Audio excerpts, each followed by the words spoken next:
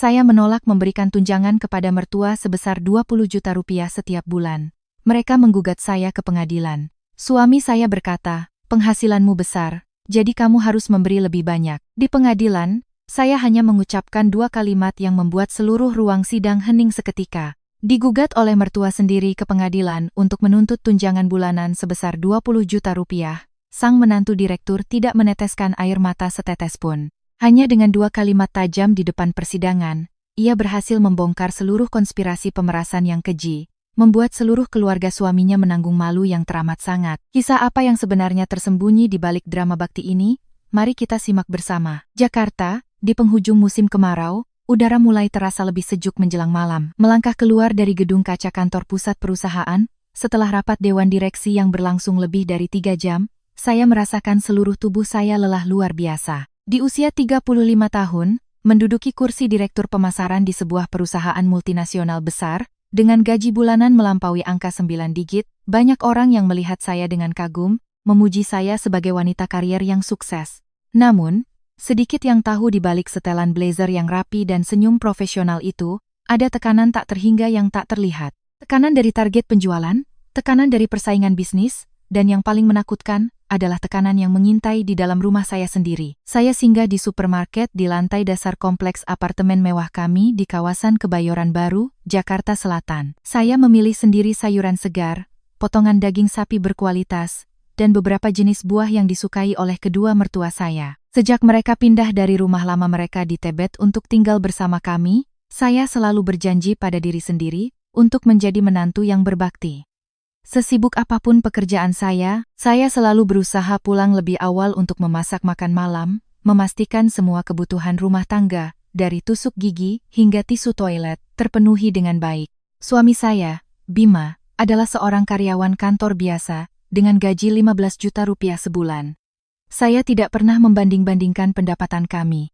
Bagi saya, suami istri harus saling mendukung. Siapa yang lebih mampu dalam suatu hal, dialah yang menanggungnya, asalkan keluarga kami hidup rukun dan damai. Saat membuka pintu apartemen, bau apek bercampur dengan aroma minyak gosok yang menyengat langsung menusuk hidung saya. Ayah dan ibu mertua saya sedang duduk di sofa kulit di ruang tamu, mata mereka terpaku pada layar televisi. Bima sedang asyik dengan ponselnya, sesekali tertawa kecil melihat video pendek.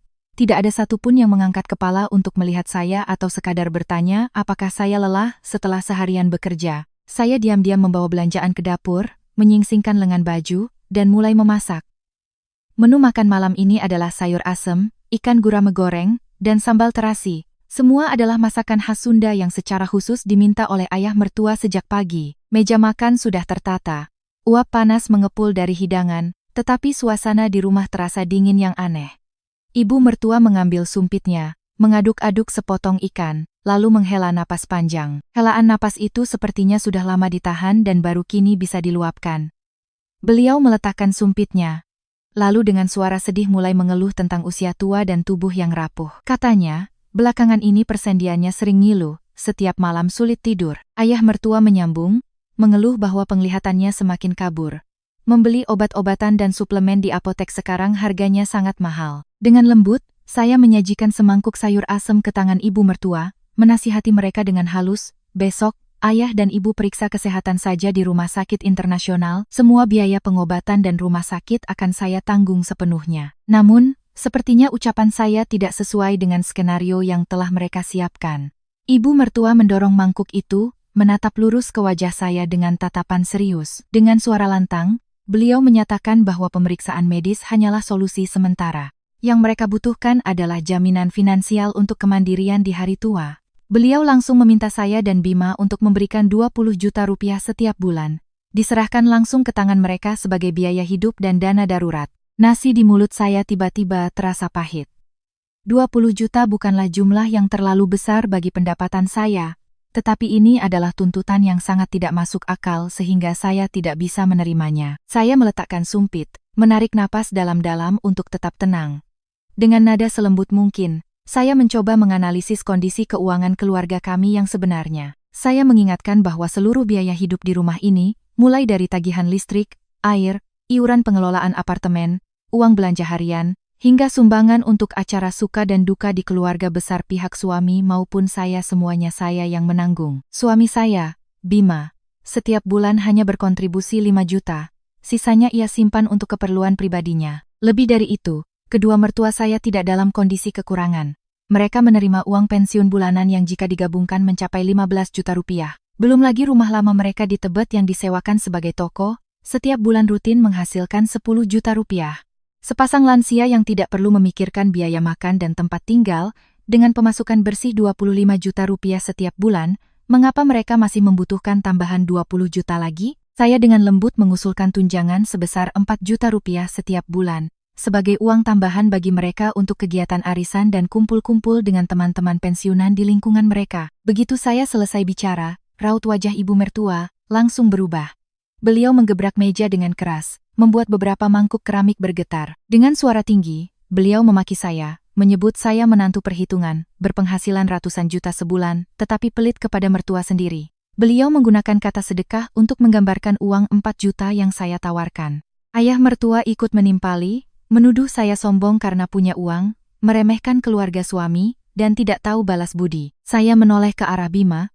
Mata saya penuh harap agar pria yang menjadi suami saya itu akan mengatakan sesuatu yang adil, menjelaskan kepada orang tuanya betapa kerasnya saya bekerja, bahwa uang yang saya hasilkan adalah buah dari keringat dan air mata, dari malam-malam tanpa tidur demi mengejar proyek. Namun, tidak. Bima menghindari tatapan saya. Ia mengambil sepotong ikan, mengunyahnya perlahan, lalu dengan dingin mengucapkan kalimat yang menghancurkan hati saya. Bima berkata, "Penghasilanmu kan besar, berilah lebih banyak. Kenapa harus perhitungan dengan orang tua? Bikin pusing saja." Ruangan itu jatuh dalam keheningan yang mencekam.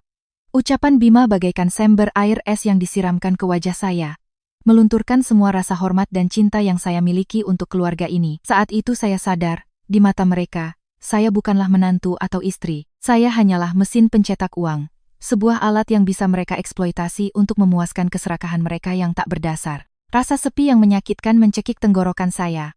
Saya berdiri, pamit untuk kembali ke ruang kerja, meninggalkan meja makan yang belum selesai, dan tatapan dingin di belakang saya. Malam itu, saya terjaga di depan layar komputer, berjanji pada diri sendiri. Saya tidak akan pernah berkompromi, karena menyerah hari ini pasti akan menjadi awal dari tuntutan yang lebih tidak masuk akal di kemudian hari. Beberapa hari setelah makan malam yang penuh gejolak itu, suasana di rumah selalu tegang, seolah menunggu badai besar datang. Mertua saya melancarkan perang dingin. Mereka tidak mau menatap saya, tidak menyentuh makanan yang saya masak. Setiap kali saya lewat, mereka sengaja menghela napas panjang dengan keras. Bima memilih untuk menghindar. Setiap sore sepulang kantor, ia selalu beralasan ada acara minum-minum dengan rekan kerja, dan baru pulang larut malam. Saya berusaha mempertahankan rutinitas normal. Siang hari saya tenggelam dalam tumpukan dokumen di kantor, malamnya saya membersihkan rumah dalam diam. Jumat malam minggu itu, saya menyelesaikan negosiasi kontrak dengan klien cukup larut. Ketika saya membuka pintu apartemen, yang saya lihat bukanlah ruang kosong yang biasa, melainkan puluhan pasang sepatu dan sandal berbagai jenis yang berjejer tak beraturan di depan pintu. Di ruang tamu, lampu menyala terang. Mertua saya duduk di tengah, dikelilingi oleh paman, bibi, dan beberapa sepupu dari pihak suami. Wajah mereka semua tampak sangat serius. Asap rokok dari om bungsu yang berbau tajam bercampur dengan suara obrolan lirih, menciptakan pemandangan seperti sidang keluarga yang telah menunggu terdakwanya, yaitu saya. Saya menarik napas, melepas sepatu, dan melangkah masuk, menyapa setiap orang dengan sopan. Saya membuat teh melati kualitas terbaik, menuangkannya ke cangkir-cangkir kecil, dan menyajikannya kepada para tetua. Baru saja saya meletakkan cangkir teh di meja, seorang bibi langsung berdeham, membuka sesi interogasi. Ia menatap saya dari ujung rambut hingga ujung kaki, lalu mulai memberi ceramah tentang etika menjadi menantu di Indonesia. Ia bercerita betapa sulit dan terhinanya ia saat menjadi menantu dulu, bahkan sepiring nasi putih pun harus ia berikan kepada ibu mertuanya, setiap sen uang receh harus diserahkan kepada keluarga suami untuk dikelola. Ia menyimpulkan bahwa wanita zaman sekarang, meskipun menjadi pejabat tinggi di luar, di rumah tetap harus menundukkan kepala dan melayani mertua. Jangan mentang-mentang punya uang lalu menjadi pembangkang dan tidak berbakti.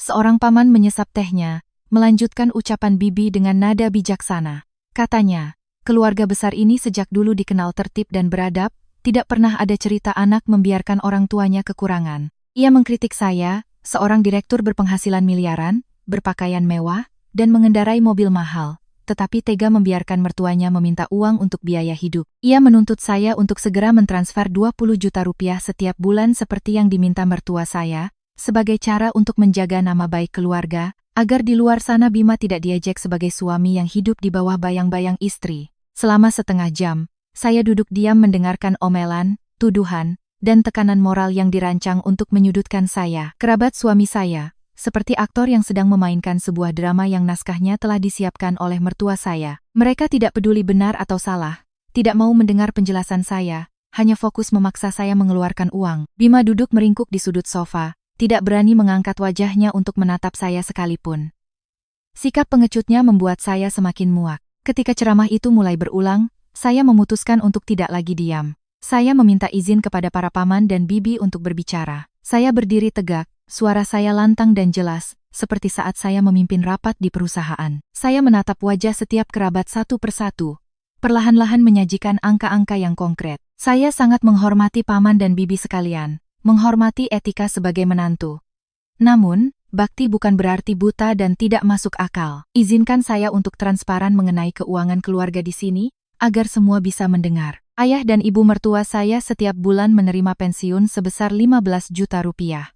Rumah di Tebet yang disewakan menghasilkan 10 juta rupiah tunai setiap bulan. Total pendapatan tetap mereka adalah 25 juta rupiah. Jumlah ini setara, bahkan lebih tinggi dari penghasilan banyak keluarga muda di luar sana yang harus membesarkan anak kecil. Sementara itu, mulai dari listrik, air, iuran pengelolaan gedung, uang belanja harian, garam, beras, daging, ikan, hingga sabun cuci dan obat-obatan ringan, semuanya saya yang membayar penuh, tidak kurang 1 sen pun. Saya ingin bertanya dengan jujur kepada paman dan bibi, sepasang lansia yang tinggal bersama anak, tidak mengeluarkan 1 rupiah pun untuk biaya hidup, dan memiliki pemasukan bersih 25 juta rupiah setiap bulan, di mana letak lapar dan kekurangannya? Ruang tamu tiba-tiba hening. Sang bibi yang tadi berceramah membuka matanya lebar-lebar, menoleh ke arah ibu mertua saya dengan tatapan curiga. Paman yang bijaksana berdeham pelan, tangannya yang memegang cangkir teh sedikit bergetar. Jelas sekali mertua saya telah menyembunyikan informasi tentang uang sewa rumah ketika mereka mengeluh kepada kerabat. Mereka hanya menggambarkan saya sebagai menantu pelit, berdarah dingin, yang sangat perhitungan. Kebenaran yang terungkap secara blak-blakan membuat orang-orang yang baru saja menghakimi saya menjadi bingung. Mereka saling pandang, tidak ada yang bisa menemukan argumen untuk membantah angka-angka yang begitu jelas dan logis yang baru saja saya sampaikan. Ayah mertua saya, melihat situasi tidak menguntungkan, menggebrak meja kopi dengan keras, wajahnya memerah karena marah. Ia menunjuk lurus ke wajah saya dan berteriak, "Dasar kurang ajar, berani-beraninya kamu menghitung untung rugi dengan orang tua di depan kerabat." Ia mengancam, "Jika kamu tidak tahu diri, tidak mau mengeluarkan 20 juta itu setiap bulan, kami akan mengajukan gugatan ke pengadilan. Akan saya beritahu seluruh dunia wajah asli si direktur durhaka ini, kita lihat saja apa kamu masih punya muka untuk berbisnis dan menandatangani kontrak dengan orang lain." Saya menatapnya dengan tatapan paling tenang, tanpa sedikit pun rasa takut. Saya tersenyum tipis, dengan lembut menjawab, "Jika ayah dan ibu memutuskan untuk membawa masalah ini ke jalur hukum, saya siap menghadapinya di pengadilan. Saya izin istirahat dulu, besok masih banyak pekerjaan." Selesai berkata, saya langsung masuk ke kamar tidur dan mengunci pintu. Di luar, suara pertengkaran dan saling menyalahkan mulai terdengar riuh. Saya tahu, mulai malam ini, perang untuk mempertahankan kehormatan dan hak-hak saya baru saja dimulai. Saya tidak akan membiarkan siapapun, atas nama keluarga, mengubah saya menjadi budak finansial. Kehidupan keluarga setelah malam konfrontasi dengan kerabat menjadi kacau balau. Mertua saya sengaja berkemas, pindah ke sebuah hotel melati di dekat situ untuk memberikan tekanan. Bima setiap hari pergi pagi pulang malam, tidak berbicara sepatah kata pun dengan saya, sesekali mengirim pesan teks menyalahkan saya yang terlalu kaku sehingga mempermalukan keluarga. Saya memilih untuk mengabaikan semuanya, memfokuskan seluruh pikiran saya pada target penjualan akhir kuartal perusahaan. Tempat kerja adalah satu-satunya pelabuhan di mana saya merasa masih bisa mengendalikan hidup saya. Namun, saya tidak menyangka badai dari rumah akan menerjang hingga ke kantor dengan cara yang paling kejam. Rabu pagi, seperti biasa, saya sedang duduk di ruang kerja pribadi saya, fokus memeriksa laporan strategi pemasaran baru. Di luar jendela kaca, suasana kantor cukup ramai. Ayu, asisten andalan saya, mengetuk pintu dan masuk. Berbeda dari sikapnya yang cekatan dan senyum cerianya yang biasa, wajah Ayu hari ini pucat, matanya menunjukkan kecemasan dan keraguan. Ia dengan hati-hati menutup pintu, mendekati meja saya, dan dengan ragu meletakkan sebuah amplop coklat besar. Di sudut kiri amplop itu terdapat stempel merah bertuliskan Pengadilan Negeri Jakarta Selatan. Ayu berbisik, "Ibu Citra, tadi ada kurir mengantarkan ini langsung ke resepsionis. Minta ibu untuk tanda tangan terima. Saya rasa aneh, jadi saya langsung bawa ke sini. Sepertinya di luar orang-orang sedang membicarakan sesuatu yang tidak baik." Jantung saya berdebar kencang, firasat buruk menyelimuti. Saya mengambil amplop itu, membukanya dengan hati-hati menggunakan pemotong kertas. Di dalamnya ada setumpuk kertas. Yang paling atas adalah surat gugatan yang menuntut pemenuhan kewajiban nafkah. Dengan nama ayah mertua saya sebagai penggugat, tangan saya mulai gemetar saat membaca setiap baris dalam surat gugatan itu. Kata-kata fitnah yang kejam menusuk mata saya seperti belati tajam.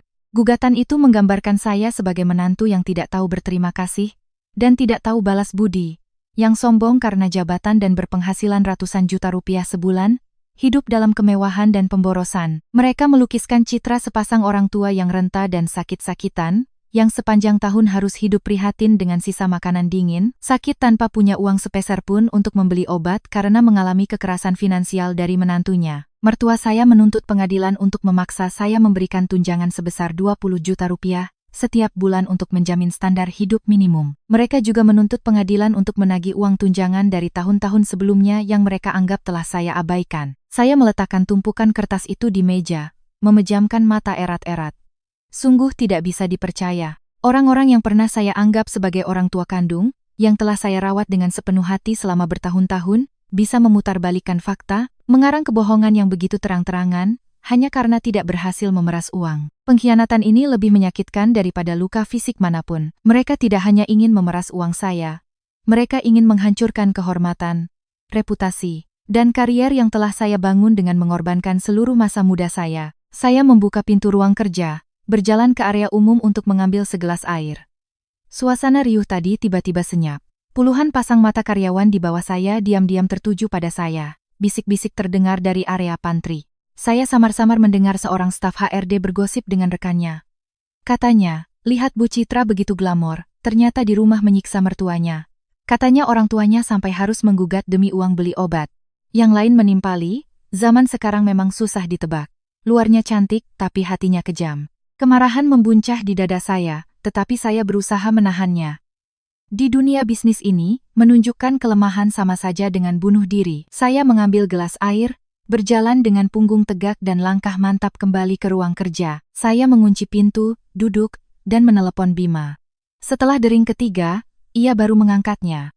Belum sempat saya bicara, Bima sudah meninggikan suaranya dengan nada menyalahkan. "Kamu lihat kan, akibat dari keras kepalamu? Sudah kubilang, berikan saja 10 juta sebulan supaya tenang, tapi kamu tidak mau dengar. Sekarang ayah dan ibu mengirim surat gugatan sampai ke kantor. Malukan kamu?" Bima bahkan menyarankan saya untuk segera mentransfer uang kepada orang tuanya dan meminta maaf agar mereka mencabut gugatan demi menyelesaikan masalah secara damai. Saya tertawa hambar, senyum yang getir, hingga ke lubuk hati.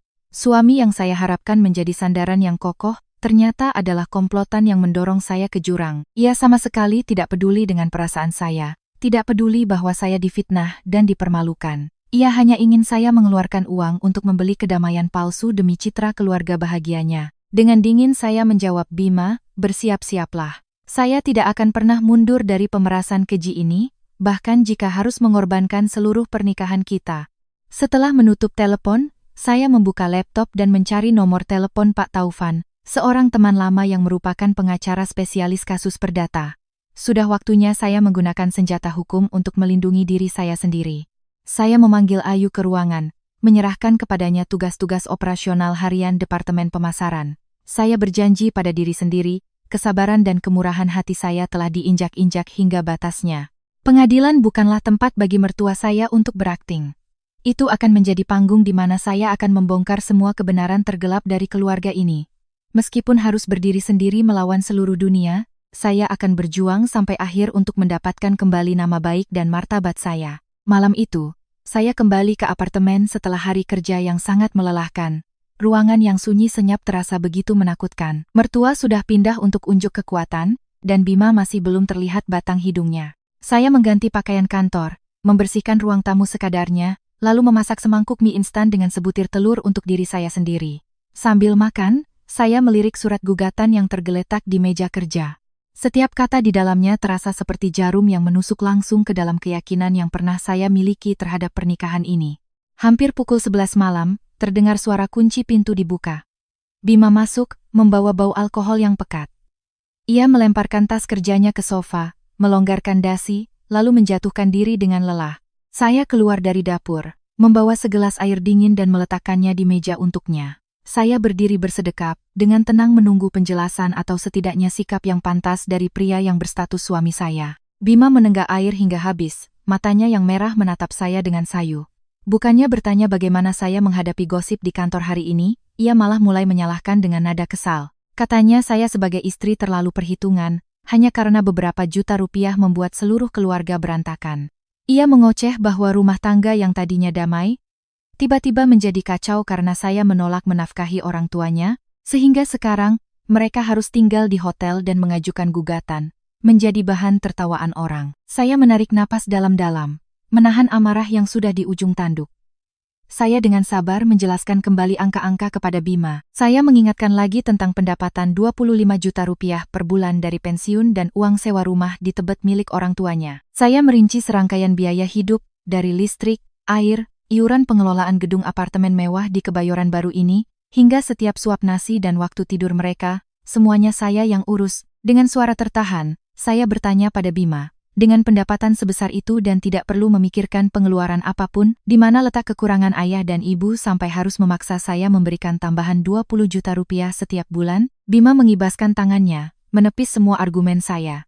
Dengan logika yang tumpul, ia mencoba membela ketidakmasuk akalan orang tuanya. Katanya, orang tua kan wajar kalau khawatir, ingin punya simpanan besar untuk berjaga-jaga kalau sakit. Bima menekankan, kamu itu direktur, gaji bulanan ratusan juta. Jadi memberikan 10 atau 20 juta untuk mertua itu sudah menjadi tanggung jawab. Ia dengan suara keras menuntut saya agar besok segera ke bank, menarik uang, dan membawanya ke hotel untuk meminta maaf kepada orang tuanya, lalu dengan patuh memberikan 10 juta rupiah setiap bulan sebagai solusi damai, agar rumah tangga kembali tenang. Mendengar kata-kata Bima, hati saya terasa membeku.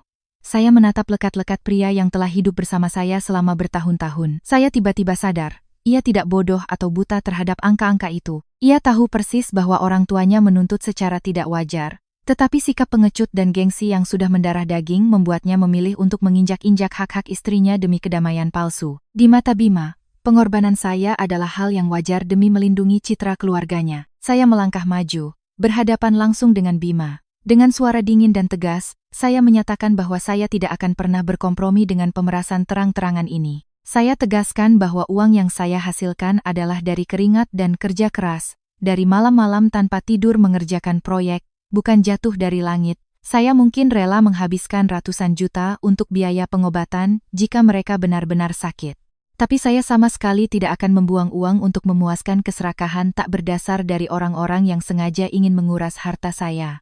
Melihat sikap tegas saya, Bima melompat berdiri, menunjuk lurus ke wajah saya dan membentak. Ia berteriak, dasar perempuan keras kepala, tidak tahu aturan. Bima mengancam, jika saya masih bersikeras membawa kasus ini ke pengadilan dan mempermalukan nama baik keluarganya, ia tidak akan membela saya, membiarkan saya menyelesaikannya sendiri. Saya menyeringai sinis. Ancaman Bima tidak membuat saya takut, sebaliknya, itu membebaskan saya dari harapan terakhir terhadap pernikahan ini. Dengan tenang saya menjawab Bima, kamu tidak perlu khawatir, saya akan menghadapi semuanya sendiri di pengadilan. Saya menambahkan, mulai detik ini, saya tidak butuh suami pengecut yang hanya bisa berlindung di balik istri lalu bersekongkol dengan ketidakadilan. Saya berbalik, masuk ke kamar tidur, dan mengunci pintu rapat-rapat, membiarkan Bima di luar menggedor pintu dan terus melontarkan hinaan. Di dalam selimut, dalam kegelapan, saya tahu saya benar-benar sendirian di rumah saya sendiri. Namun, kesendirian itu justru menyalakan api semangat yang kuat dalam diri saya. Saya tidak akan mundur. Saya harus berjuang sampai akhir untuk melindungi martabat diri saya. Keesokan paginya, saya mengambil cuti setengah hari dari kantor. Hal pertama yang saya lakukan adalah mengemudi ke kantor hukum Pak Taufan, seorang teman lama yang sekarang menjadi ahli hukum perdata dan keluarga. Kantornya terletak di jalan yang tenang, dengan interior yang rapi dan profesional. Melihat saya datang dengan wajah tegang dan mata sembab setelah semalaman tidak tidur, Taufan segera membuatkan secangkir kopi panas. Saya meletakkan setumpuk dokumen beserta surat gugatan dari mertua saya di atas meja. Ia mengambilnya, membaca sekilas, alisnya berkerut. Setelah selesai, Taufan menghela napas, menatap saya dengan prihatin. Katanya, kasus sengketa keluarga seperti ini selalu yang paling rumit dan melelahkan. Hukum bisa menentukan benar dan salah secara tegas, tapi omongan orang dan stigma sosial tidak ada batasnya. Sebagai seorang teman, Taufan menasihati saya bahwa karier saya sedang menanjak, saya adalah citra dari sebuah perusahaan besar. Terlibat dalam gugatan dengan mertua akan berdampak negatif pada reputasi pribadi saya.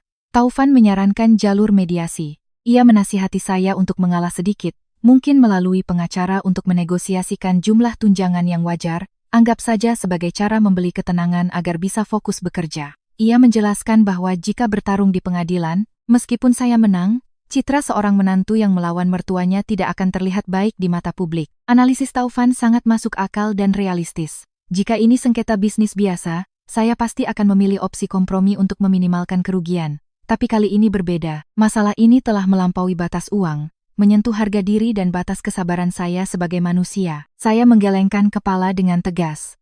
Saya minum seteguk kopi untuk menyegarkan pikiran, lalu perlahan-lahan menjelaskan posisi saya. Saya berkata kepada Taufan, jika hari ini saya menunduk dan setuju membayar, itu artinya saya secara tidak langsung mengakui semua fitnah dalam surat gugatan itu benar. Saya akan menjadi menantu durhaka yang menelantarkan mertua seperti yang mereka tuduhkan. Lebih dari itu, menyerah akan menciptakan presiden buruk. Keserakahan manusia tidak ada batasnya. Hari ini mereka meminta 20 juta. Siapa yang bisa menjamin besok mereka tidak akan meminta rumah yang saya tinggali atau seluruh aset yang saya miliki? Saya lebih baik kehilangan muka sekali di pengadilan agar hukum mengembalikan nama baik saya, daripada hidup selamanya dalam cengkeraman dan pemerasan oleh keluarga suami sendiri. Melihat sikap tegas saya, Taufan mengangguk setuju. Ia mengeluarkan buku catatan, mulai menuliskan poin-poin penting. Taufan menawarkan untuk menandatangani surat kuasa, agar ia bisa secara resmi menjadi pengacara yang mewakili saya. Namun, saya membuat keputusan yang membuatnya sangat terkejut. Saya menolak menyewa pengacara untuk membela saya. Saya menjelaskan kepada Taufan tentang psikologi massa. Mertua saya sedang memainkan peran sebagai orang tua yang lemah, sakit-sakitan, dan ditelantarkan. Jika saya masuk ke ruang sidang didampingi oleh tim pengacara yang berpenampilan mewah dan berbicara dengan jargon hukum yang rumit, publik akan langsung menempatkan saya di pihak yang kuat yang menggunakan uang dan kekuasaan untuk menindas orang tua. Mertua saya akan semakin punya alasan untuk menangis dan mengeluh. Karena itu, saya memutuskan untuk berdiri sendiri di mimbar saksi, membela diri saya sendiri. Saya hanya meminta Taufan sebagai penasihat hukum di belakang layar, membantu saya memeriksa celah hukum, memberikan saran tentang prosedur persidangan, dan cara menyajikan bukti agar sah dan meyakinkan. Taufan tersenyum kagum. Ia memuji ketenangan dan pemikiran logis saya, bahkan ketika sedang terpojok. Selama 2 jam berikutnya, Taufan menjelaskan secara rinci tentang hak dan kewajiban seorang tergugat dalam kasus perdata. Ia menguraikan skenario yang mungkin terjadi selama mediasi dan persidangan terbuka. Ia menyarankan saya untuk sama sekali tidak terbawa emosi, tidak menggunakan kata-kata kasar terhadap penggugat, sekeras apapun fitnah mereka. Senjata terkuat saya adalah angka-angka dan bukti otentik yang tidak terbantahkan. Meninggalkan kantor hukum, saya merasa lebih ringan dan mantap. Strategi telah disusun. Sekarang saatnya saya mengumpulkan amunisi lengkap untuk pertempuran hidup dan mati ini. Kembali ke kantor pada sore hari, saya mengunci pintu ruang kerja, meminta agar tidak ada yang mengganggu kecuali Ayu. Asisten muda saya masuk dengan wajah serius, membawa setumpuk dokumen tebal. Sejak menerima surat panggilan sidang, Ayu secara otomatis menjadi tangan kanan saya yang paling diandalkan. Loyalitas dan kecekatannya menjadi dukungan moral yang sangat besar bagi saya di tengah badai gosip jahat dari rekan kerja. Saya menugaskan Ayu untuk memilah seluruh arsip pengeluaran keluarga selama 5 tahun terakhir. Sebagai seorang pebisnis, saya memiliki kebiasaan mencatat dan mengelola keuangan pribadi dengan sangat ketat. Setiap pengeluaran, besar maupun kecil, saya simpan dalam bentuk struk atau tangkapan layar transaksi dari aplikasi mobile banking. Ayu duduk di hadapan saya, membolak-balik setiap lembar kertas, matanya terpaku pada layar komputer untuk mencocokkan angka-angka. Kami membagi bukti menjadi 2 berkas terpisah. Berkas pertama berjudul biaya hidup pokok. Di dalamnya, saya mengumpulkan seluruh tagihan listrik, air, internet, dan iuran pengelolaan apartemen sejak mertua saya pindah. Rata-rata setiap bulan, Hanya untuk pos-pos tetap ini saja sudah menghabiskan hampir 10 juta rupiah dari kantong saya. Semuanya dibayarkan dari rekening pribadi saya, didukung oleh rekening koran dengan stempel basah dari bank sebagai bukti yang jelas. Tidak ada 1 rupiah pun atas nama Bima atau mertua saya. Berkas kedua adalah pukulan telak yang sesungguhnya, berjudul pemberian dan hadiah. Saya dan Ayu dengan teliti menelusuri riwayat transfer dan buku catatan pribadi untuk menghitung jumlah uang yang telah saya berikan untuk merawat mereka. Angka-angka yang muncul bahkan membuat saya sendiri terkejut akan kemurahan hati saya di masa lalu. Pada Lebaran tahun lalu, saya memberikan mertua sebuah buku tabungan senilai 50 juta rupiah sebagai tunjangan hari raya. Pada hari ulang tahun mereka, hari ibu, atau hari besar lainnya, saya rutin mentransfer uang kepada ibu mertua. Kadang 10 juta, kadang 20 juta, agar beliau bisa berlibur dengan teman-temannya. Belum lagi saat mereka sakit ringan, saya membelikan ginseng Korea, sarang burung walet, dan suplemen mahal lainnya hingga memenuhi lemari es. Struk pembelian dari supermarket ternama semuanya tersimpan rapi. Ayu dengan cermat melubangi setiap lembar rekening koran, menggabungkannya dengan foto-foto dan pesan teks ucapan terima kasih dari ibu mertua di masa lalu sebagai bukti otentik. Saat memeriksa transaksi, saya tiba-tiba melihat beberapa penarikan tunai dalam jumlah besar yang dilakukan Bima secara diam-diam dari kartu kredit tambahan atas nama saya. Transaksi ini terjadi beberapa hari sebelum mertua saya mulai menekan untuk meminta 20 juta. Saya mengerutkan kening, berpikir, menghubungkan semua kejadian sikap agresif ayah mertua yang tidak biasa, persetujuan diam-diam ibu mertua, kebiasaan belanja boros adik ipar saya, Doni, belakangan ini, hingga sikap pengecut Bima, sebuah rangkaian logika mulai terbentuk di kepala saya. Saya menelepon seorang teman yang bekerja sebagai manajer cabang di sebuah bank untuk meminta bantuan melacak beberapa informasi aliran dana. Meskipun teman saya menolak memberikan detail karena kerahasiaan bank, dari beberapa kalimatnya yang tersirat, saya mendapatkan petunjuk yang sangat penting. Mertua saya sama sekali tidak menyimpan uang pensiun atau uang sewa rumah di Tebet untuk pengeluaran mereka, melainkan terus-menerus mentransfer sejumlah besar uang ke rekening lain atas nama putra bungsu mereka. Saya bersandar di kursi, menyilangkan jari jemari. Semuanya mulai menjadi jelas. Penyebab utama di balik drama permintaan tunjangan 20 juta ini bukanlah karena mereka lapar atau sakit, melainkan untuk menciptakan sumber pendapatan stabil guna menutupi lubang finansial besar yang disebabkan oleh adik ipar saya. Saya menatap 2 tumpuk berkas bukti kuat yang tersusun rapi di meja.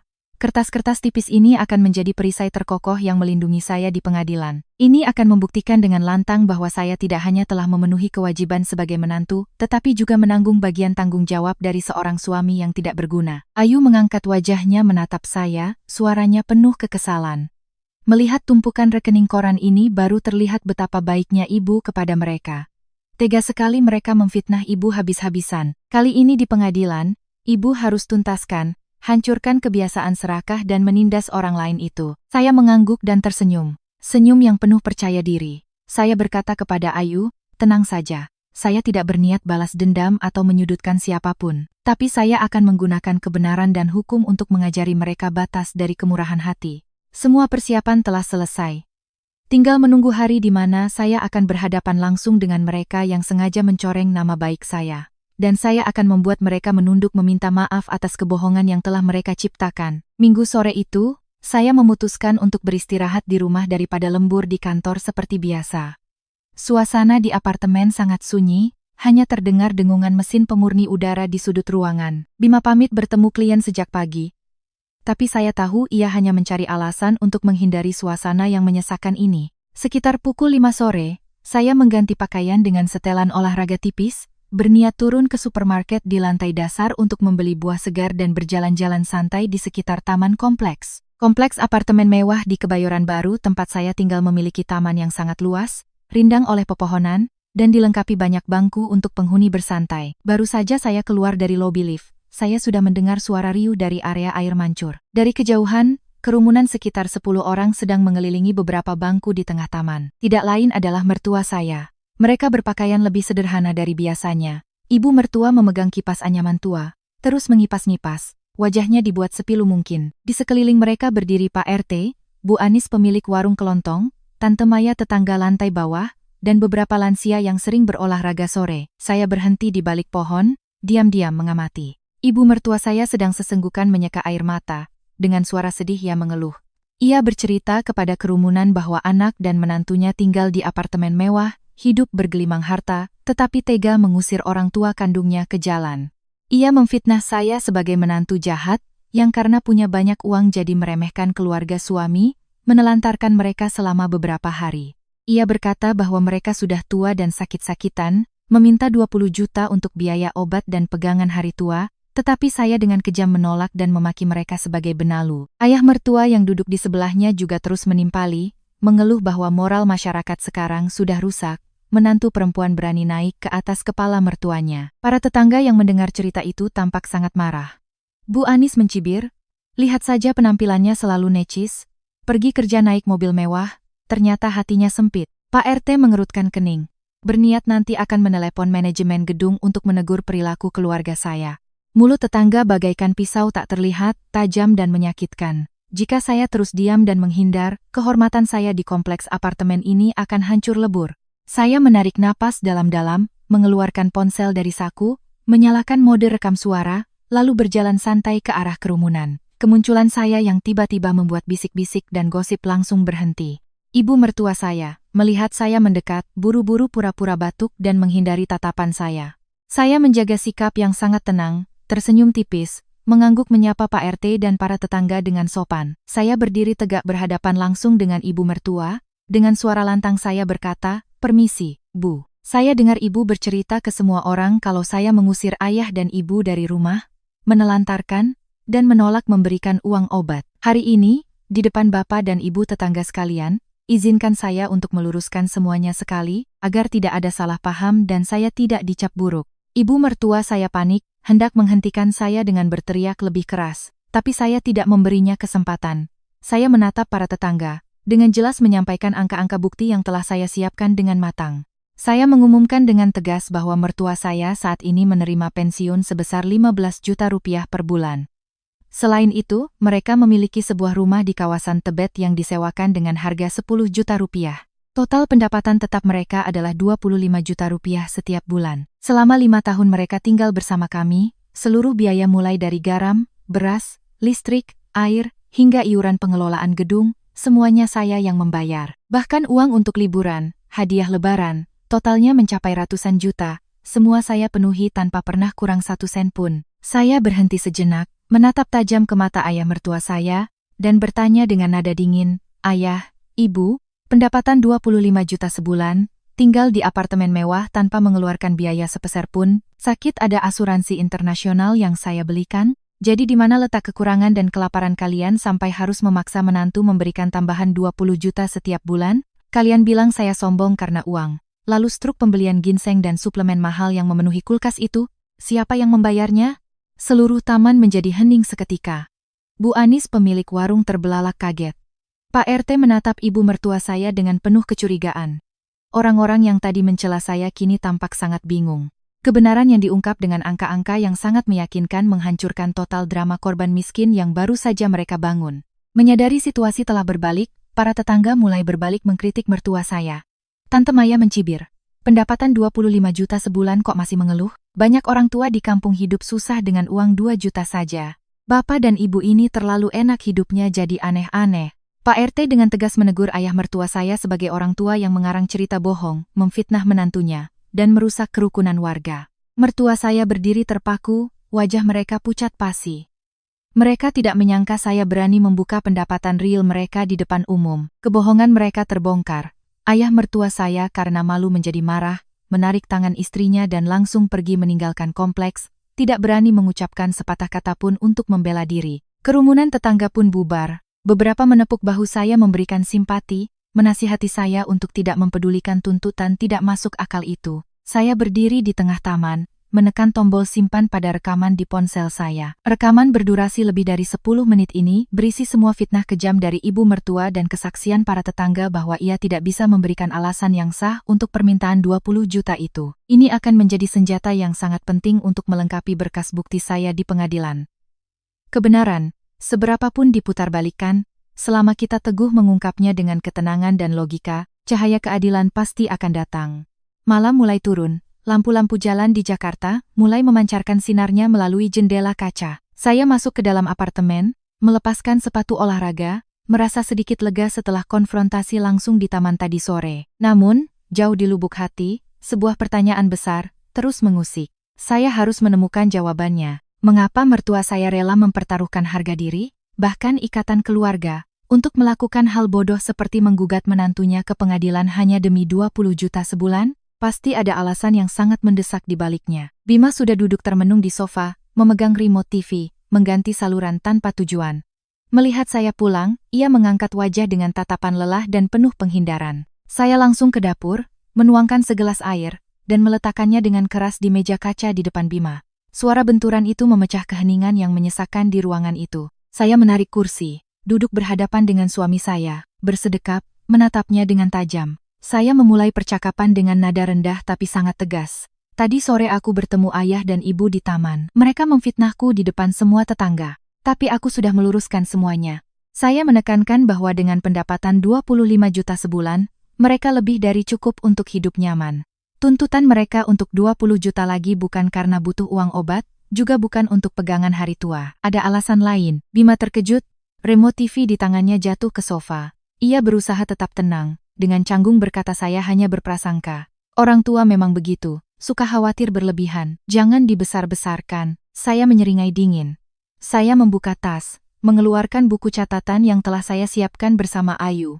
Membuka halaman yang berisi salinan bukti pengeluaran yang mencurigakan. Saya meletakkan buku itu di meja, menunjuk setiap angka yang saya garis bawahi dengan tinta merah. Kenapa beberapa bulan terakhir kamu terus-menerus menarik uang tunai dari kartu kreditku? Kenapa riwayat transaksi rekening ibu menunjukkan ada transfer besar rutin setiap bulan ke rekening lain atas nama Doni, adikmu? Mendengar nama Doni, raut wajah Bima berubah total. Ia menghindari tatapan saya. Kedua tangannya saling meremas gelisah. Saya meningkatkan tekanan, menegaskan bahwa saya sudah meminta teman untuk memeriksa riwayat kredit keluarganya. Aku tahu persis Doni sedang terlilit utang besar. Katakan semua kebenarannya sekarang juga. Jika kamu masih menganggapku istrimu, jika kamu masih menghormati pernikahan ini. Kalau kamu terus berbohong, aku akan menyerahkan semua bukti ini ke pengadilan agar pihak berwenang menyelidiki jaringan pemerasan ini. Ketegasan saya dan bukti yang tak terbantahkan akhirnya meruntuhkan pertahanan psikologis Bima yang rapuh. Ia menutupi wajahnya, mengeluarkan erangan putus asa. Beberapa saat kemudian, Bima perlahan mengangkat kepalanya, matanya yang merah, mulai mengakui semua kebenaran kelam yang coba disembunyikan oleh keluarganya. Ternyata Doni, adik kesayangan mertua saya, sedang bersiap untuk menikah.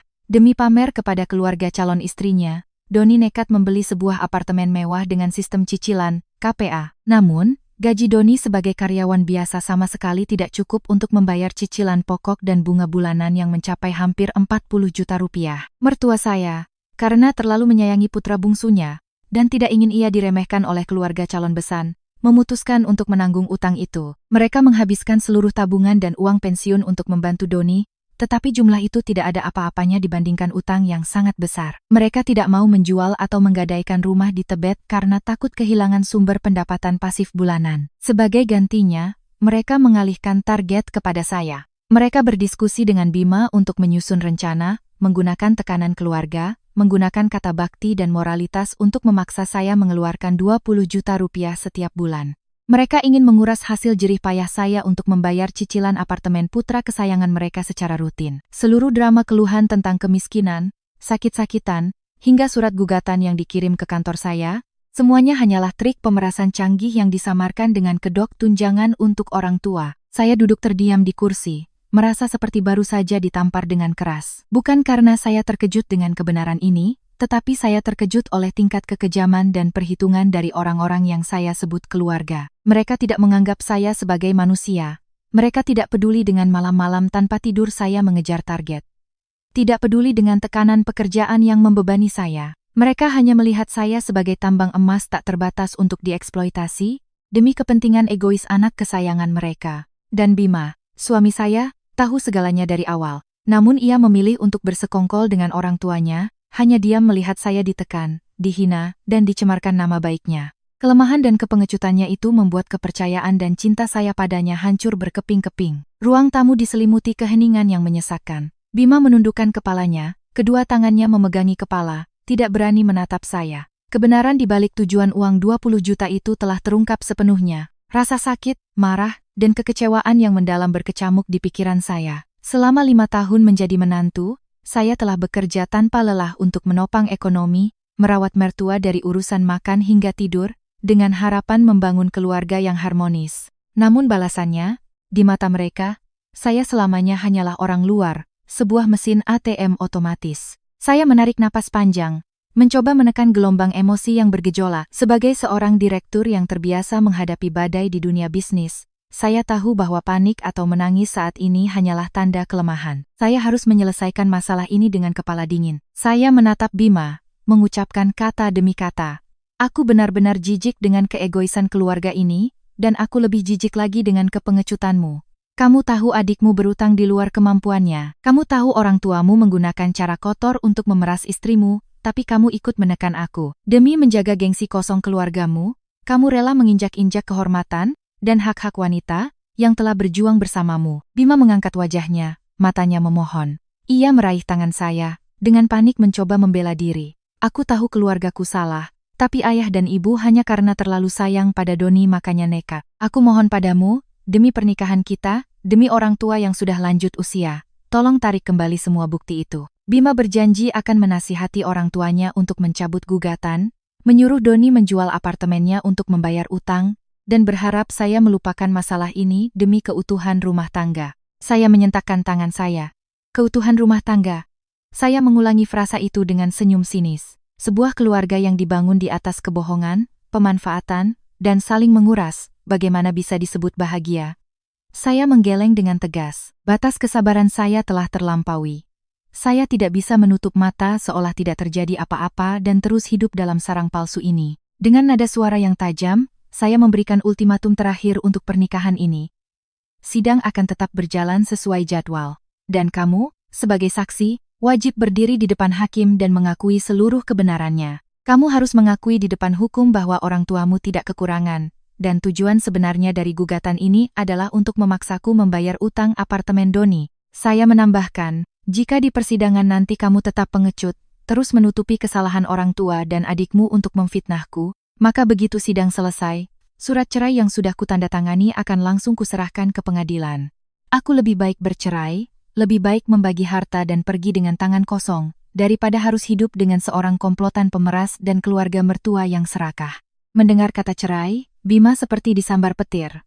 Wajahnya pucat pasi, bibirnya bergetar tak bisa berkata-kata. Ia tahu betul saya adalah orang yang menepati janji. Sebagian besar harta bersama kami berasal dari hasil kerja keras saya. Jika bercerai, Bima tidak hanya akan kehilangan istri yang cakap yang menanggung segalanya, tetapi juga harus menghadapi kehidupan yang sulit dengan gajinya yang pas-pasan sebesar 15 juta. Ia berdiri terpaku di tengah ruang tamu, matanya dipenuhi ketakutan dan penyesalan. Saya tidak lagi peduli dengan sikapnya. Saya mengumpulkan semua berkas bukti di meja, memeluknya erat, lalu berbalik masuk ke ruang kerja pribadi saya dan menguncinya. Di bawah cahaya lampu meja, tumpukan rekening koran, rekaman suara, dan salinan perjanjian KPR milik Doni terhampar di depan mata. Semuanya siap untuk pertempuran besar. Saya tidak akan membiarkan siapapun atas nama ikatan keluarga memanfaatkan saya lagi. Hak dan martabat diri saya harus saya pertahankan dengan tangan saya sendiri, meskipun harga yang harus dibayar adalah hancurnya pernikahan yang pernah saya bangun dengan susah payah. Pengadilan akan menjadi akhir dari semua drama kebohongan ini. Rabu pagi, langit Jakarta diselimuti kabut tipis. Udara sejuk khas penghujung musim kemarau menyusup ke setiap sudut kota. Saya bangun sangat pagi, memilih setelan kerja berwarna abu-abu, merias wajah dengan ringan, namun cukup untuk menutupi lingkaran hitam di bawah mata. Hari ini adalah hari saya harus ke pengadilan, bukan sebagai direktur yang menyelesaikan sengketa bisnis, tetapi sebagai seorang menantu yang digugat oleh mertuanya sendiri untuk tunjangan. Sebuah tragedi keluarga yang bahkan dalam mimpi pun tidak pernah saya bayangkan akan menimpa saya. Saya mengemudi ke Pengadilan Negeri Jakarta Selatan, membawa tas kerja berisi semua bukti dan kepala yang dingin. Pak Taufan, teman pengacara yang menjadi penasihat hukum saya, sudah menunggu di gerbang. Ia menepuk bahu saya, memberikan senyum penyemangat, dan mengingatkan saya untuk tetap tenang. Biarkan kebenaran dan hukum yang berbicara. Saya mengangguk, menarik napas dalam-dalam, lalu melangkah bersamanya menuju lobi pengadilan. Ruang tunggu cukup luas, namun terasa sangat sesak oleh kehadiran sekelompok orang yang saya kenal. Mertua saya membawa serta rombongan kerabat, dari paman, bibi, hingga beberapa tetangga yang suka bergosip di kompleks apartemen. Mereka duduk bergerombol, berbisik-bisik. Mertua saya hari ini berpakaian sangat lusuh. seolah sengaja menciptakan citra orang tua yang ditelantarkan. Bima berdiri di sudut, kedua tangannya dimasukkan ke saku celana, matanya gelisah, sama sekali tidak berani menatap ke arah pintu masuk. Ketika mereka melihat saya muncul bersama seorang pengacara, bisik-bisik itu langsung berhenti, digantikan oleh tatapan tajam yang menusuk ke arah saya. Seorang bibi mencibir, sengaja berbicara keras agar saya dengar. Katanya saya ke pengadilan tapi berdandan seperti mau ke peragaan busana, memang orang yang tidak punya hati. Saya mengabaikan semua sindiran itu, memilih bangku kosong di sudut terjauh, dengan tenang duduk dan memeriksa kembali dokumen saya. Tepat pada saat itu, Doni, adik ipar kesayangan keluarga, memisahkan diri dari kerumunan dan berjalan angkuh ke arah saya. Berbeda dengan penampilan memelas orang tuanya, Doni mengenakan kemeja bermerek, rambutnya ditata rapi dengan gel, sikapnya sangat arogan. Di tangannya ada selembar kertas A4, yang ternyata adalah salinan slip gaji saya yang fantastis, yang entah bagaimana berhasil ia dapatkan. Doni berdiri di depan saya, menyeringai, melontarkan kata-kata provokatif dengan nada menang. Kakak ipar penghasilannya ratusan juta sebulan, uang di rekening tidak terhitung, masa pelit sama 20 juta untuk orang yang melahirkan suamimu sendiri?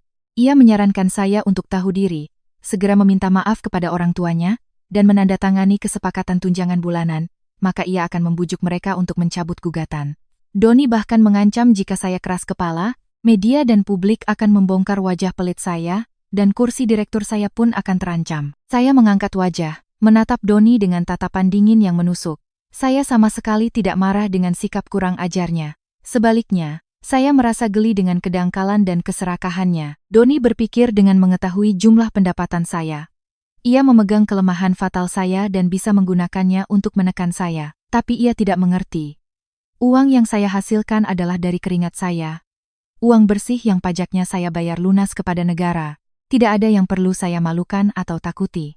Dengan perlahan saya memasukkan kembali dokumen ke dalam tas, bersedekap, dan tersenyum tipis. Uang ini hasil kerjaku sendiri. Aku punya hak untuk memutuskan akan digunakan untuk apa dan untuk siapa. Aku tidak punya kewajiban untuk membayar cicilan apartemen untuk siapapun yang suka pamer tapi tidak punya kemampuan. Mendengar saya menyinggung titik lemahnya, wajah Doni memerah padam. Ia hendak maju untuk berdebat lebih lanjut, tetapi Pak Taufan dengan cepat berdiri di antara kami. Dengan tegas mengingatkan bahwa ini adalah tempat yang terhormat, meminta Doni untuk menjaga ketertiban. Doni dengan kesal berbalik, mulutnya bergumam penuh dendam. Saya melirik ke arah Bima. Suami saya menyaksikan seluruh kejadian itu tetapi ia memilih untuk diam, pengecut, menundukkan kepalanya. Kekecewaan saya terhadap pria ini telah mencapai titik terendah. Tidak ada lagi ikatan, tidak ada lagi toleransi. Semuanya akan diputuskan oleh logika dan bukti kuat di depan hukum. Pengeras suara dari ruang sidang nomor 3 memanggil nama penggugat dan tergugat. Saya mengambil tas kerja saya, dengan punggung tegak dan langkah mantap, memasuki ruangan yang akan menentukan kehormatan dan kedamaian sisa hidup saya. Ruang sidang nomor 3 di Pengadilan Negeri tampak khidmat dengan dinding berlapis kayu gelap dan lambang Garuda Pancasila yang tergantung megah. Hakim ketua adalah seorang pria parubaya berwajah tegas, didampingi oleh 2 hakim anggota. Saya menempati posisi tergugat, meletakkan tas saya dengan rapi di meja. Di seberang, mertua saya duduk di kursi penggugat. Doni, sebagai pihak terkait, duduk tepat di belakang mereka. Kursi pengunjung dengan cepat terisi oleh kerabat dan tetangga yang penasaran. Setelah formalitas pembukaan, sesi pemeriksaan dimulai. Inilah saatnya drama korban yang telah disiapkan oleh keluarga suami saya dimulai. Hakim meminta penggugat untuk menjelaskan isi gugatannya. Ibu mertua saya langsung berdiri, memegang sapu tangan tua, dan mulai sesenggukan. Dengan suara bergetar penuh kesedihan, ia menjelaskan kepada majelis hakim bahwa ia dan suaminya sudah tua dan lemah, tidak mampu lagi bekerja. Ia menggambarkan kehidupan mereka yang sangat sulit, seringkali terbaring sakit tanpa punya uang untuk membeli obat. Ia terus memfitnah saya sebagai menantu durhaka, yang karena punya banyak uang jadi sewenang-wenang. Ia berkata saya tidak mengizinkan mereka makan semeja, mengusir mereka, dan menolak semua tanggung jawab untuk merawat mereka. Ayah mertua di sebelahnya terus-menerus menghela napas, menciptakan suasana yang sangat menyedihkan. Mereka memohon kepada pengadilan untuk mempertimbangkan keadaan mereka, dan memaksa saya memberikan 20 juta rupiah setiap bulan dari penghasilan besar saya, untuk menyelamatkan nyawa mereka. Bisik-bisik dari kursi pengunjung kembali terdengar. Banyak tatapan iba diarahkan kepada penggugat, dan tatapan menghakimi dilemparkan ke arah saya. Untuk memperkuat tuduhan mereka, Doni meminta izin untuk memberikan bukti.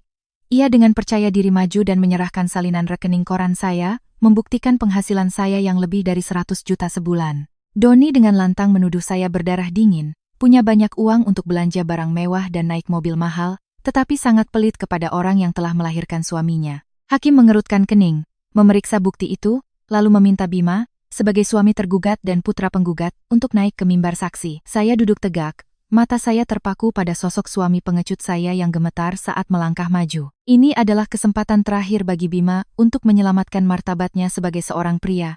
Dan juga kesempatan terakhirnya untuk mempertahankan pernikahan ini. Hakim dengan tegas bertanya, meminta Bima untuk mengkonfirmasi kebenaran kesaksian orang tuanya tentang ditelantarkan dan tidak diberi nafkah. Seluruh ruangan hening, menunggu jawaban dari orang yang berada di tengah-tengah konflik ini. Bima mencengkeram erat podium, dahinya berkeringat. Ia menoleh ke arah orang tuanya yang menangis, lalu melirik ke arah saya yang tetap bersikap dingin, dan akhirnya, kepengecutan menang.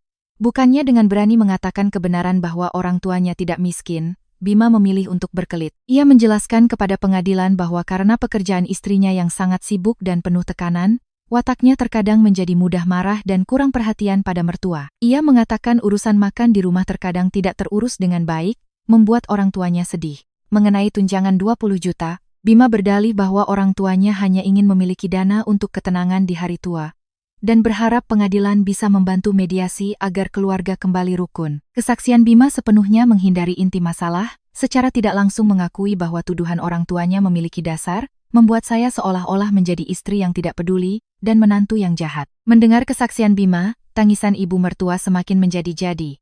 Di kursi pengunjung, seorang paman terus mengangguk-angguk setuju. Saya memejamkan mata sejenak, senyum pahit terlintas di bibir saya. Gelas kesabaran saya benar-benar telah tumpah. Pernikahan ini, keluarga ini, sudah membusuk hingga tidak ada lagi yang perlu disesali. Saya membuka mata, menatap lurus ke arah majelis hakim, mempersiapkan diri untuk serangan balik yang akan menghancurkan semua kebohongan di ruangan ini. Setelah pihak penggugat menyelesaikan drama mereka yang penuh air mata dan tuduhan tak berdasar, hakim ketua mengalihkan pandangannya yang tegas ke arah saya. Beliau meminta saya sebagai tergugat untuk memberikan pembelaan diri. Suasana di ruang sidang menjadi sangat tegang. Para hadirin menanti dengan penasaran, argumen apa yang akan digunakan oleh si menantu direktur yang dituduh berdarah dingin ini untuk menolak tanggung jawabnya. Saya berdiri, merapikan setelan saya, dengan sikap yang sangat tenang dan percaya diri. Saya tidak menggunakan pengacara, melainkan melangkah maju sendiri, membawa 2 map tebal berisi dokumen ke meja panitera. Saya meminta izin kepada majelis hakim untuk menyerahkan bukti-bukti guna menyangkal seluruh kesaksian palsu dari pihak penggugat. Dengan suara yang lantang, jelas, dan tanpa getaran sedikit pun, saya memulai pembelaan saya. Yang terhormat majelis hakim, dan para hadirin sekalian.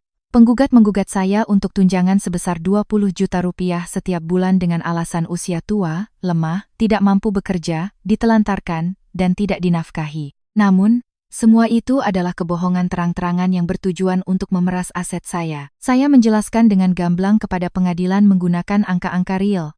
Mertua saya sama sekali tidak dalam kondisi miskin atau kekurangan. Setiap bulan, mereka rutin menerima dana pensiun dari negara dengan total 15 juta rupiah. Selain itu, mereka memiliki sebuah rumah di Tebet, yang saat ini disewakan sebagai tempat usaha dengan biaya sewa 10 juta rupiah per bulan. Total pendapatan tetap mereka adalah 25 juta rupiah. Saya menyerahkan salinan rekening koran penerimaan dana pensiun ayah mertua dan salinan kontrak sewa rumah yang telah dilegalisir sebagai bukti otentik. Hakim memeriksa dokumen-dokumen itu. Kerutan di dahinya sedikit mengendur. Saya melanjutkan serangan saya. Saya membuka map pertama, mengeluarkan serangkaian tagihan listrik, air, iuran pengelolaan apartemen, serta struk belanja dari supermarket. Selama 5 tahun sejak mertua saya tinggal bersama kami di apartemen mewah di Kebayoran Baru, seluruh biaya hidup, dari makanan, minuman, obat flu, hingga suplemen mahal, semuanya saya yang bayar dari rekening pribadi saya. Mereka tidak mengeluarkan 1 rupiah pun untuk biaya hidup sehari-hari. Pendapatan mereka sebesar 25 juta rupiah tetap utuh. Sepasang lansia dengan pendapatan yang lebih tinggi dari gaji seorang pekerja terdidik, hidup tanpa perlu memikirkan biaya, di mana letak kelaparan dan kekurangannya. Ruang sidang mulai diisi oleh bisik-bisik yang berubah arah. Para kerabat di kursi pengunjung saling pandang dengan bingung. Ibu mertua saya berhenti menangis, wajah tuanya menunjukkan kepanikan. Doni di belakangnya mulai pucat. Ia tidak menyangka saya mengumpulkan bukti sewa rumah orang tuanya dengan begitu teliti. Tidak berhenti di situ. Saya membuka map kedua, melancarkan serangan balasan terkuat untuk menghancurkan citra menantu pelit yang baru saja coba dibangun oleh Doni. Saya menyerahkan kepada pengadilan serangkaian rekening koran yang menunjukkan transfer dana dalam jumlah besar yang telah saya kirimkan kepada ibu mertua pada hari raya, ulang tahun, dan hari ibu. Saya menunjukkan foto buku tabungan senilai 50 juta rupiah yang saya berikan sebagai hadiah lebaran tahun lalu. Saya menekankan kepada majelis hakim, seorang menantu yang kejam dan berdarah dingin tidak akan pernah menghabiskan ratusan juta rupiah setiap tahunnya hanya untuk membeli kebahagiaan dan ketenangan bagi mertuanya. Penolakan saya untuk memberikan 20 juta bukan karena saya pelit, tetapi karena permintaan itu sama sekali tidak masuk akal dan melampaui batas etika serta hukum. Bukti-bukti kuat di atas kertas putih dengan tinta hitam dan stempel basah bank adalah bahasa yang paling ampuh. Itu menelanjangi wajah serakah mereka yang berlindung di balik nama keluarga dan etika untuk melakukan pemerasan finansial. Hakim ketua mengangguk, memberi isyarat kepada panitera untuk mencatat detail-detail baru tersebut. Di kursi pengunjung, beberapa tetangga mulai menunjuk ke arah penggugat, mencibir mereka sebagai orang tua yang serakah, mengarang cerita untuk menjebak menantunya sendiri. Arah persidangan telah berubah total, mertua saya duduk terdiam, keringat bercucuran, tidak berani lagi mengangkat wajah. Kebohongan mereka perlahan terungkap, tapi saya tahu, pukulan final, untuk mengakhiri drama keji ini, sampai ke akarnya masih ada di depan. Suasana di ruang sidang nomor 3 menjadi hening. Sangat hening, membawa tekanan yang menyesakkan. Bukti-bukti kuat tentang biaya hidup dan hadiah-hadiah besar yang baru saja saya serahkan telah menghantam skenario korban dari pihak penggugat. Hakim ketua memeriksa setiap lembar kwitansi, setiap lembar rekening koran, wajahnya mengeras, tatapannya ke arah keluarga suami saya menjadi sangat tajam. Di kursi pengunjung, tidak ada lagi bisikan yang membela mertua saya. Sebaliknya, yang ada hanyalah gelengan kepala dan tatapan penuh curiga. Melihat situasi berbalik, Doni di belakang mulai gelisah. Ia membungkuk ke depan, berbisik sesuatu ke telinga ibunya. Seketika, ibu mertua saya kembali menangis terseduh-seduh. Ia memukul-mukul dadanya, mencoba meraih sisa belas kasihan terakhir dari para hadirin. Ia mencoba menjelaskan kepada majelis hakim bahwa uang yang saya berikan dulu hanyalah hadiah di permukaan, kenyataannya mereka tetap merasa kesepian dan butuh uang tunai setiap bulan untuk merasa aman. Ia bersikeras bahwa dengan penghasilan saya yang ratusan juta, memberikan 20 juta untuk berbakti adalah tuntutan yang wajar dan tidak melanggar hukum. Saya berdiri bersedekap dengan sikap sangat tenang menghadapi drama keras kepala ibu mertua. Saya tahu, untuk mencabut rumput liar, harus dicabut sampai ke akarnya. Inilah saatnya saya melancarkan serangan penentu, untuk mengungkap seluruh kebenaran tergelap yang tersembunyi di balik gugatan tunjangan ini. Saya mengangkat tangan, meminta izin kepada hakim untuk menutup pembelaan diri saya. Setelah mendapat anggukan, saya mengambil map terakhir, melangkah maju, dan memfokuskan seluruh kekuatan pada suara saya. Ruangan itu hening seketika, semua mata tertuju pada saya. Dengan ketegasan dan ketajaman yang maksimal, saya hanya mengucapkan 2 kalimat, tetapi setiap kata yang keluar memiliki bobot ribuan kilogram. Pertama, saya ingin menyerahkan bukti otentik yang menunjukkan bahwa mertua saya secara diam-diam memiliki buku tabungan senilai 3 miliar rupiah di bank, beserta satu properti komersial lain yang sedang disewakan dengan harga 40 juta rupiah per bulan.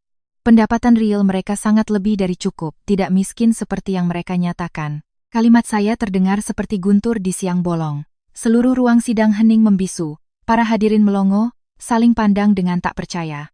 Paman dan bibi di kursi pengunjung ternganga kaget, bahkan Bima pun terlonjak, menoleh ke arah orang tuanya dengan wajah tidak percaya. Ia sama sekali tidak tahu tentang aset raksasa ini. Jelas sekali mertua saya telah menyembunyikan semuanya dari semua orang, termasuk dari putra kandungnya sendiri, tentang uang hasil penjualan tanah di kampung beberapa tahun lalu, yang mereka depositokan dan gunakan untuk membeli properti komersial lain. Saya melangkah ke meja panitera, menyerahkan salinan buku tabungan dan kontrak sewa properti yang berhasil saya dapatkan berkat bantuan teman saya di bank. Tanpa memberi jeda bagi siapapun untuk pulih dari keterkejutan, saya dengan lantang mengucapkan kalimat kedua. Saya menyerahkan salinan perjanjian KPR apartemen atas nama Doni, dan bukti bahwa mertua saya terus-menerus menarik uang untuk ditransfer ke rekening putra bungsu mereka. Ini membongkar motif sebenarnya dari gugatan 20 juta ini, yaitu untuk memaksa saya menanggung beban utang adik ipar saya. Begitu 2 kalimat saya selesai diucapkan, seluruh ruang sidang seolah meledak oleh seruan kaget dari para hadirin. Permainan telah berakhir. Kebohongan, keserakahan, dan skema pemerasan yang keji telah ditelanjangi tanpa ampun di bawah cahaya hukum. Saya meletakkan salinan KPR atas nama Doni dan bukti transfer di meja panitera. Hakim ketua mengerutkan alisnya, memeriksa tumpukan dokumen itu dengan sangat teliti. Melihat ke arah kursi penggugat, sebuah pemandangan kepanikan mulai terjadi. Mertua saya duduk terpaku seperti batu. Wajah ayah mertua saya yang tadinya merah padam berubah menjadi pucat pasi. Tangannya yang gemetar mencengkeram tepi meja. Ibu mertua saya berhenti menangis. Matanya terbelalak ngeri, mulutnya bergumam tak jelas. Ia tidak pernah menyangka rahasia yang ia sembunyikan begitu lama akan saya robek dengan begitu kejam di depan umum. Doni, adik ipar yang tadinya arogan, kini berkeringat deras. Ia duduk meringkuk, matanya melirik ketakutan pada tatapan menghakimi yang diarahkan kepadanya. Seluruh rencananya untuk menggunakan tekanan publik demi menguras uang kakak iparnya untuk membayar utang demi gengsinya telah gagal total. Orang yang paling terpukul mungkin adalah Bima. Suami saya menundukkan kepalanya di podium saksi, bahunya bergetar hebat. Bima sadar bahwa ia bukan hanya seorang pengecut, tetapi juga bidak catur yang bodoh dalam permainan perhitungan orang tuanya sendiri. Rasa malu yang luar biasa menyelimuti seluruh keluarga suami saya. Saya berdiri tegak, menarik napas dalam-dalam, merasakan kelegaan yang luar biasa. Kebenaran akhirnya menang. Ruang sidang nomor 3 diselimuti ketegangan. Saat majelis hakim melakukan musyawarah singkat di tempat, bisik-bisik di kursi pengunjung semakin kencang. Para kerabat suami saya, yang sebelumnya vokal menuduh saya durhaka, kini berbalik mengkritik mertua saya. Seorang paman memukul pahanya, menggelengkan kepala dengan kesal. Keluarga besar kita belum pernah menanggung malu seperti ini. Seorang bibi mencibir mertua saya serakah, punya harta miliaran tapi masih tega menggugat menantunya untuk mengeruk lebih banyak lagi. Beberapa menit kemudian, hakim ketua berdeham, meminta seluruh hadirin untuk tenang mendengarkan putusan. Semua orang serentak berdiri. Sang hakim membacakan putusannya dengan suara yang tegas dan jelas. Berdasarkan bukti-bukti yang sangat jelas dan sah yang diajukan oleh pihak tergugat, majelis hakim berpendapat bahwa gugatan nafkah dari penggugat sama sekali tidak memiliki dasar hukum. Hakim menjelaskan bahwa kewajiban memberikan nafkah hanya timbul jika penerima nafkah benar-benar dalam keadaan kekurangan, tidak mampu bekerja, dan tidak memiliki harta untuk menafkahi dirinya sendiri. Dalam kasus ini pihak penggugat memiliki aset yang sangat besar, termasuk tabungan 3 miliar rupiah serta sumber pendapatan dari pensiun dan sewa properti yang mencapai puluhan juta rupiah setiap bulan. Lebih dari itu, bukti transfer dan KPR atas nama Doni telah mengungkap motif yang tidak tulus dari gugatan ini. Majelis hakim menekankan bahwa menyalahgunakan status sebagai orang tua untuk mengajukan gugatan demi menekan menantu untuk menanggung utang anak yang lain adalah tindakan yang sangat melanggar etika keluarga dan merupakan penyalahgunaan hak gugat. Oleh karena itu, pengadilan memutuskan untuk menolak seluruh gugatan dari pihak penggugat. Hakim juga memberikan peringatan keras kepada pihak penggugat, meminta mereka untuk segera menghentikan semua tindakan fitnah yang merusak kehormatan dan reputasi saya di tempat kerja maupun di lingkungan tempat tinggal. Begitu putusan dibacakan, ayah mertua saya seperti kehilangan akal. Rasa malu di depan kerabat dan tetangga membuatnya tidak bisa lagi berpikir jernih. Ia menggebrak meja, berteriak-teriak di ruang sidang yang terhormat, menuduh pengadilan tidak adil, dan membela menantunya yang kaya. Ibu mertua saya ikut-ikutan berguling di lantai, menangis meraung-raung menyalahkan nasib. Doni melompat berdiri, hendak menyerang saya. Seketika, petugas keamanan pengadilan bertindak cepat. Mereka menahan Doni dan dengan tegas meminta mertua saya untuk menjaga ketertiban, jika tidak akan ditahan karena menghalangi petugas. Sikap tegas petugas membuat mereka ketakutan dan langsung terdiam. Ayah mertua saya dengan wajah pucat pasi mengemasi berkas-berkasnya. Kerumunan pengunjung mulai bubar. Para tetangga yang melewati mertua saya melontarkan cemoohan sinis tentang drama orang tua miskin mereka. Kerabat dari pihak suami juga pergi satu persatu, tidak ada yang mau menyapa mereka. Sebelum keluar, seorang paman menoleh dan memberikan tatapan penuh penghinaan. Harga diri yang mereka bangun seumur hidup, kini hancur lebur hanya karena keserakahan buta, mengubah diri mereka menjadi bahan tertawaan. Saya dengan tenang mengemasi dokumen saya. Bima mendekati saya, matanya merah, air mata penyesalan mengalir di pipinya.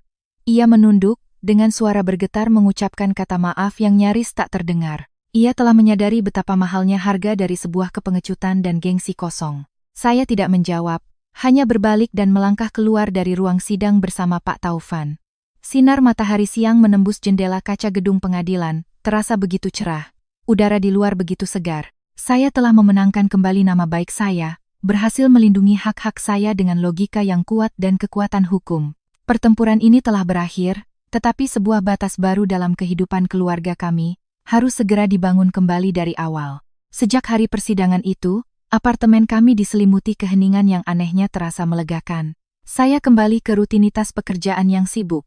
Gosip-gosip jahat di kantor dengan sendirinya hilang setelah ada klarifikasi dari pihak berwenang. Bima mengambil cuti beberapa hari, ia diam-diam membersihkan rumah, memasak, dan mencuci, mencoba menebus luka batin yang secara tidak langsung telah ia sebabkan. Saya tidak menunjukkan kebencian, tetapi juga tidak menyambutnya dengan hangat. Saya butuh waktu untuk melihat apakah perubahan ini tulus atau hanya reaksi sesaat. Sabtu malam minggu itu, saat saya sedang membaca buku di ruang tamu setelah makan malam, bel pintu berbunyi. Bima bergegas membuka pintu. Di luar berdiri mertua saya. Berbeda jauh dari penampilan angkuh mereka saat menuntut 20 juta. Atau penampilan memelas mereka di pengadilan. Mereka kini tampak sangat lesu dan ragu-ragu. Ayah mertua membawa sekeranjang besar buah-buahan, sementara ibu mertua menunduk, kedua tangannya meremas-remas ujung bajunya. Bima menatap saya dengan cemas, matanya memohon pengertian. Saya meletakkan buku saya, menarik napas dalam-dalam, dan mengangguk, memberi isyarat agar Bima mempersilakan mereka masuk. Saya bangkit ke dapur membuat teh melati panas dan menyajikannya. Sikap saya yang sopan dan menjaga jarak membuat mereka semakin canggung. Setelah beberapa menit hening yang canggung, ayah mertua berdeham dan mulai berbicara. Dengan tulus, ia meminta maaf kepada saya. Ia mengakui bahwa ia telah dibutakan oleh keserakahan dan rasa sayangnya yang berlebihan pada putra bungsunya. Ia menyesal telah termakan bujukan Doni, mempertaruhkan kehormatan keluarga, memfitnah, dan menjebak menantu yang berbakti seperti saya. Ibu mertua saya juga menangis sesenggukan. Ia berkata ia tahu kesalahannya, dan berharap saya mau memaafkan perbuatan bodoh mereka. Ia berjanji tidak akan pernah lagi ikut campur dalam kehidupan pribadi atau menuntut uang dari saya. Saya duduk tegak, dengan tenang mendengarkan pengakuan mereka. Saya paham bahwa rasa malu di pengadilan, diabaikan oleh kerabat, dan dipandang rendah oleh tetangga, telah memberi mereka pelajaran yang sangat mahal tentang nilai kejujuran dan harga diri. Namun, memaafkan bukan berarti melupakan segalanya dan kembali seperti dulu. Saya membuka laci meja, mengeluarkan selembar kertas yang berisi beberapa poin kesepakatan yang telah saya tulis, dan meletakkannya di atas meja. Saya menatap lurus ke mata mertua saya. Dengan lembut namun sangat tegas menyampaikan pandangan saya. Saya menerima permintaan maaf ayah dan ibu, keluarga tetaplah keluarga. Saya tidak berniat menyimpan dendam. Namun, agar kita bisa hidup rukun dalam jangka panjang, kita perlu batasan yang jelas. Saya menunjuk kertas itu, menjelaskan poin-poinnya. Pertama, setiap bulan saya akan secara rutin mentransfer 4 juta rupiah ke rekening ibu. Anggap ini sebagai uang jajan tambahan untuk ayah dan ibu. Semua biaya hidup di rumah ini tetap akan saya tanggung sepenuhnya. Kedua, ayah, ibu, dan Mas Bima sama sekali tidak boleh meminta atau menuntut saya mengeluarkan uang untuk membayar utang atau membeli rumah untuk Doni dalam bentuk apapun. Doni membeli rumah di luar kemampuannya, itu adalah pelajaran untuknya. Dia sudah dewasa, harus bertanggung jawab atas keputusannya sendiri. Jika ayah dan ibu menyayanginya, biarkan dia mandiri, jangan membebani orang lain. Mertua saya dengan cepat mengangguk setuju. Mereka mengambil pulpen dan dengan hati-hati menandatangani surat perjanjian itu. Mata mereka menunjukkan kelegaan karena saya telah memberikan jalan keluar yang manusiawi. Bima yang duduk di sebelah saya menggenggam erat tangan saya.